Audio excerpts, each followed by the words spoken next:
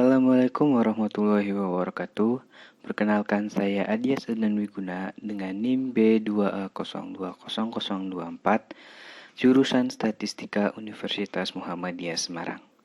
Jadi, kali ini saya akan menjelaskan tentang enzim, mulai dari struktur, sifat, kerja, dan faktor yang memengaruhinya. Ilmu yang mempelajari tentang enzim disebut dengan enzimologi, dan komponen keseluruhan dari enzim disebut dengan holoenzim. Holoenzim tersusun dari dua komponen. Yang pertama disebut dengan apoenzim, dan yang kedua disebut dengan kofaktor. Apoenzim adalah penyusun enzim yang berasal dari protein, sedangkan kofaktor penyusun enzim yang non-protein. Dan kofaktor tersusun dari dua macam.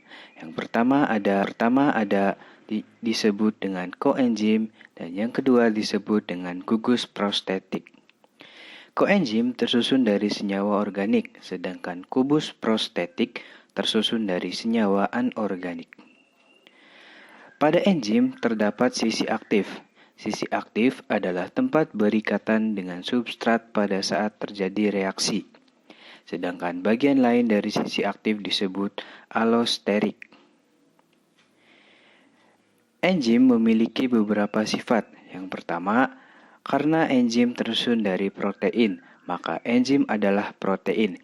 Sedangkan yang kedua, sifat dari enzim yaitu termolabil, artinya dipengaruhi oleh suhu. Sedangkan yang ketiga berperan sebagai biokatalisator atau yang mempercepat suatu reaksi. Suatu reaksi jika tanpa menggunakan enzim maka membutuhkan waktu yang lama. Tetapi jika suatu reaksi menggunakan enzim, maka reaksi tersebut akan berlangsung jauh lebih cepat dibandingkan tanpa enzim. Yang keempat, sifat enzim yaitu spesifik. Artinya, enzim hanya bekerja untuk substrat tertentu. Yang kelima, bekerja bolak-balik atau reversibel, karena enzim bisa berperan untuk menyusun suatu substrat atau bisa berfungsi untuk memecah suatu substrat. Selanjutnya, enzim tidak ikut bereaksi, karena peranan enzim di sini hanya untuk mempercepat reaksi.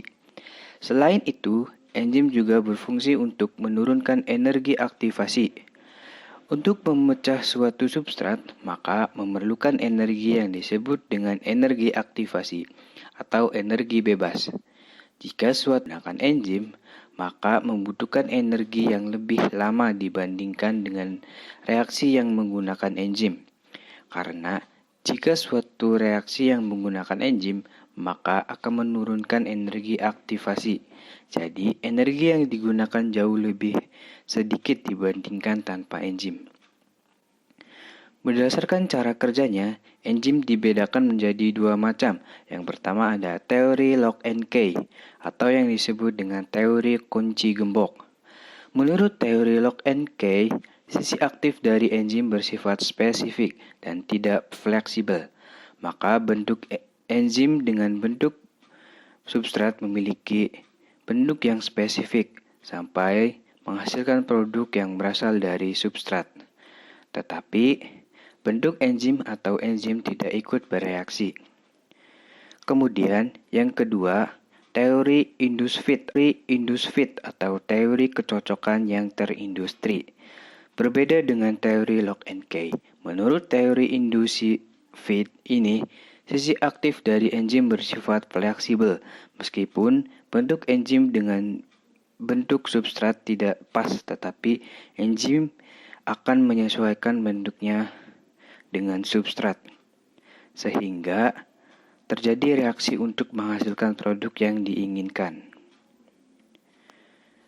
Kemudian ada faktor yang memengaruhi terhadap kerja enzim. Faktor-faktor yang memengaruhi terhadap kerja enzim dibedakan menjadi beberapa macam. Yang pertama yaitu suhu.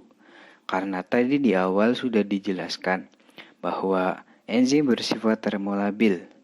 Untuk manusia, suhu optimum untuk kerja enzim di kisaran 35-40 derajat Celcius.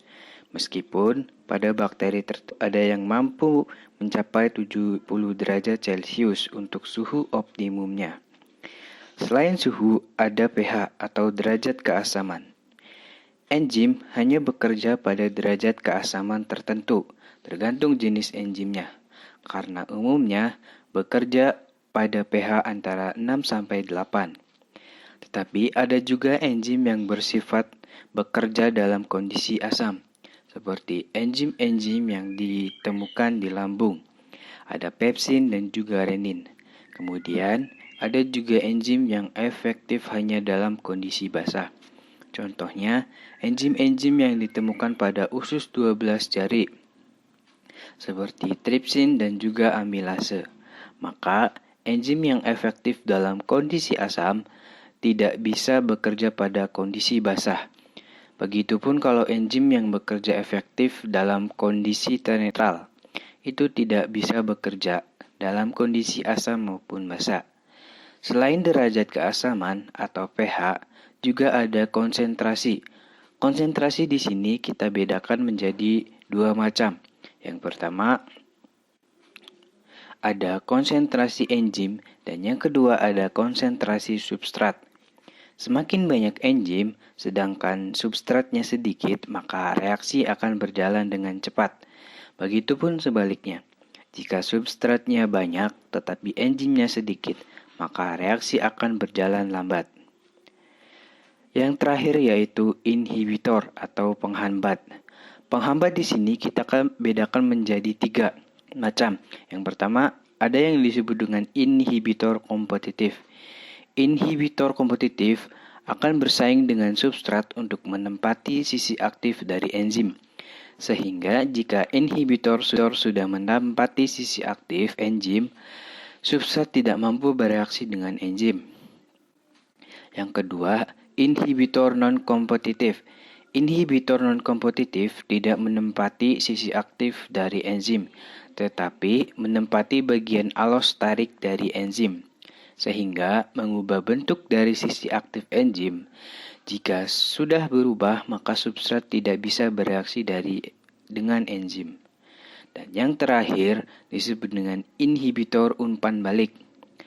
Inhibitor umpan balik ini sebenarnya berasal dari produk hasil reaksi yang menghalangi sisi aktif enzim, sehingga substrat yang akan direaksikan tidak mampu menempati sisi aktif dari enzim, sehingga tidak terjadi reaksi. Dan itulah yang disebut dengan inhibitor. Itulah penjelasan mengenai enzim, kemudian sifat enzim, cara kerja enzim, dan juga faktor yang mempengaruhi terhadap enzim. Kurang lebihnya saya mohon maaf. Wabillahi taufiq wal hidayah. Wassalamualaikum warahmatullahi wabarakatuh.